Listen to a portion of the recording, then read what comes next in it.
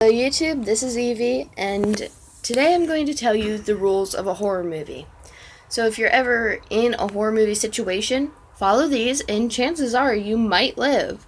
Now before I continue with this, I do not mean to be bagging on any particular race, gender, hair color, chest size, weight, anything like that. I figure give this disclaimer beforehand because either way you're probably going to hate me in the comments. But you can't say I didn't warn you. Now, Don't get intellect level. Well, yeah, there's a chance of intellect level being bagged on a bit too. Now, onward! Rule number 1. And this is going to be very obvious to anyone who's watched horror movies. In about, I'd say 98% of all horror movies I've seen, if you're a black guy, you're gonna die first. Or a black girl. I don't mean to sound racist or anything like that, but for some reason, in pretty much every horror movie I've seen, that's how it happens. There are a couple exceptions, so, you might have a chance, but best option is just to get the hell out of there as fast as you can. Or be white. Well, you can't really help that unless you have, millions of dollars. I was joking. If you're wondering who I'm talking to, it's Psycho Execution. He's beside me as always. He's right there. Must you show a picture of me? Hey, at least your pants aren't around your ankles. Anyway.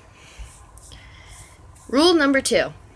If you're blonde and, let's say, not as intelligent, and if you have a rather large chest, chances are, sorry honey, but you're gonna be stabbed to death, or shot, or strangled, or whatever the particular method of killing the killer has in mind.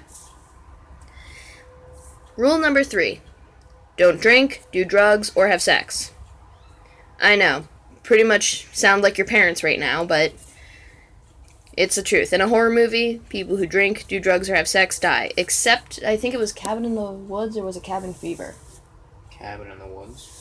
Yeah, unless you're in Cabin in the Woods. Because then if you're the stoner with the big-ass bong, you're gonna kick major ass.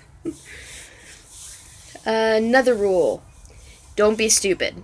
Don't make stupid mistakes. If you have the gun, don't drop it. Don't grab the banana instead of the knife. I mean, unless you feel like you're low on potassium. Then grab both. Don't go up the stairs if the killer's downstairs. Go out the front door. Don't wander around somewhere like Camp Crystal Lake without a weapon on you. I mean, if you know that someone has died in said area, just don't go there. Now, rule number 4. When running, watch where the hell you're going. And if you do manage to trip and fall, don't lay there going, ow, ow, it hurts. No. Get your ass back up and run like a motherfucker. Because otherwise, guess what? Bye-bye. Now, I think this is rule 5. Yeah. Rule number 5. Don't hang out with the dumb jock. Don't hang out with the dumb cheerleader. Don't be the dumb jock. Yeah, don't be either of these people. In fact, it's just better off to say, don't go to the party to begin with. Sit at home, read a book. Watch a horror movie and learn more things of what not to do. Now, rule 6. If you hear a strange noise in the house, don't go, is anyone there? Or, hello? And whatever you do, don't go and investigate unless you are prepared to deal with the consequences. Have a gun, a knife, a bat, a Molotov cocktail. Hell, even having a nail file is acceptable. But don't just pad off in your underpants looking for the weird thing that made the noise, assuming that it's just the cat, or the dog, or your hamster that magically got out of its cage and is in the kitchen banging pans together. No, it's not. It's that insane psychopath that you heard about on the news that broke out of the mental asylum after killing 37 orderlies with nothing but a toothpick. Furthermore, rule 7, lock your doors, lock your windows, board up your shutters, and if there's any potential way that something could get into your house, make sure that there's no way it can. I don't care if it's Christmas. Santa Claus is not coming down that chimney without getting his ass shot full of lead. He can knock on the door and politely deliver your gifts like the FedEx man. Now, Rule 8. Take care of yourself. Because even before the horror movie situation, if you're 500 pounds, you're not going to be running from that killer. You might be able to squish him, but you ain't running from him. So, to stay healthy, to survive that situation, exercise. It doesn't have to be, oh yeah, I'm going to the gym and working out 6 hours a day, every day. No. All you have to do is some basic stretching, maybe go up and down the stairs a couple times a day. Drink plenty of fluids, eat protein, and carbohydrates. I don't care how many people say that, oh no, carbohydrates make you fat. No, they don't. Your body needs carbohydrates to burn for energy. Protein builds muscle. And I'm not against having a cookie every now and again. Trust me, I like cookies. But, maybe don't eat 17 bags in one sitting. Even if they're just the tiny little snack pack bags. 2 of those are fine. But 17's a bit excessive. Even you have to admit that.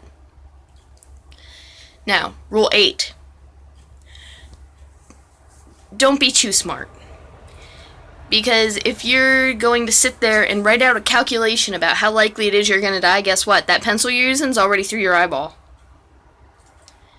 Be quick-witted, but don't be stupid smart. Have common sense. And I know that's asking a lot from my generation. But it doesn't hurt to try, does it? No, it doesn't. And in fact, you'll feel better about yourself when you do survive and you can tell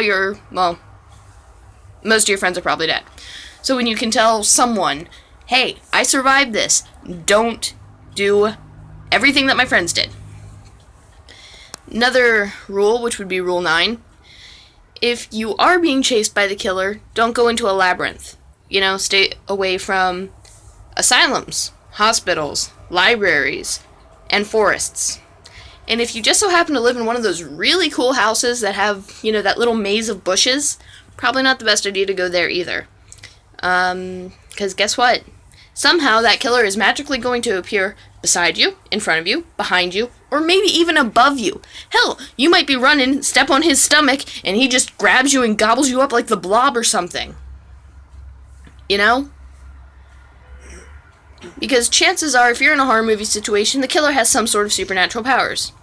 Like, let's see, Freddy appearing out of your dreams, Chucky, the doll that magically is resurrected every movie, Michael Myers, Jason, any of these guys sound familiar to you? Because if not, then there's something wrong with you. For those of you who know him, Pinhead, any of the people in the Hellraiser series, yeah, they're pretty scary fuckers. I mean, I think they're funny, but I'm also a pretty sick person. Let's see. Other people to avoid might be girls named Tabitha. Someone obsessed over a girl named Jennifer.